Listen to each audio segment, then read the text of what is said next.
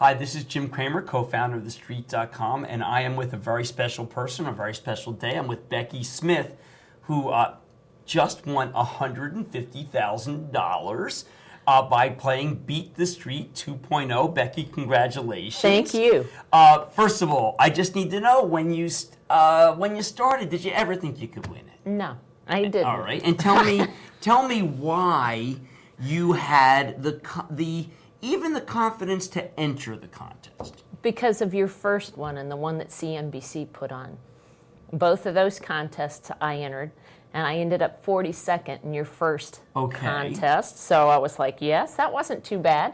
And in the CNBC $1 million giveaway contest, I was in the top 700. Okay, now give me a sense, what's replicable? What could you do that people who are watching the video do? I know you probably don't want to give away your trade secrets, but at the same time, it's such a big win. Maybe you'll let others in on how you do it. Well, what I did was trade. I didn't invest, and most of what I did was short stocks. I didn't usually go long unless it was something that was usually you knew was going to be earnings. Shorting financials, shorting home builders, biotech to start with, because the cancer conference, that ASCO Cancer Conference, was going on right before your contest started, and so there was all this biotech news coming out.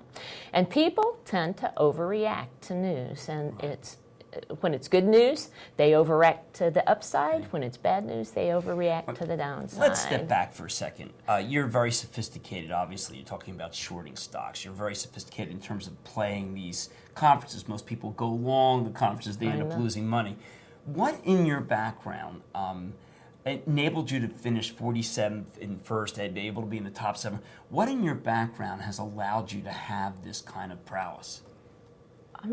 I don't know what happened. Something just clicked. I used to go long stocks, and I always lost money, it seemed like. Were you doing it always at home? Were you an early adopter of the technology? How did it come about that you're involved?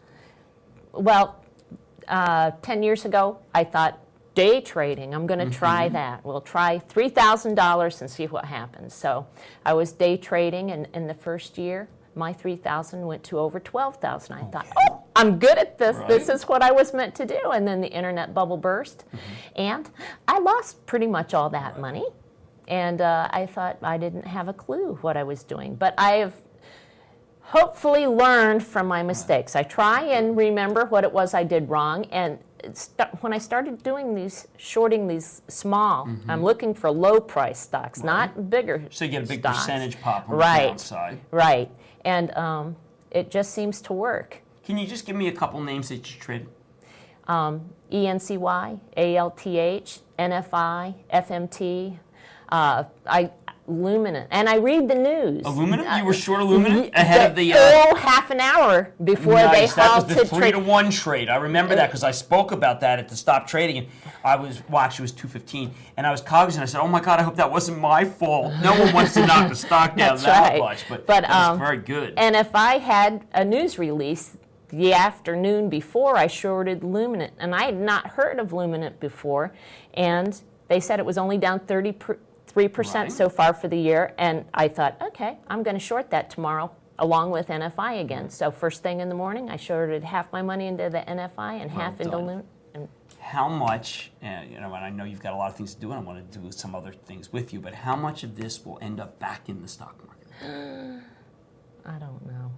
Should any of it? I mean, you only need to get rich once. Right. I'm pretty much, I want to pay off all my debt, most of my debt. So this is paying off my mortgage. You're a gunslinger in the contest, but you're prudent in real life. Yes. Excellent. That's Becky Smith, and congratulations. You did a great job. Thank you so much. Appreciate it.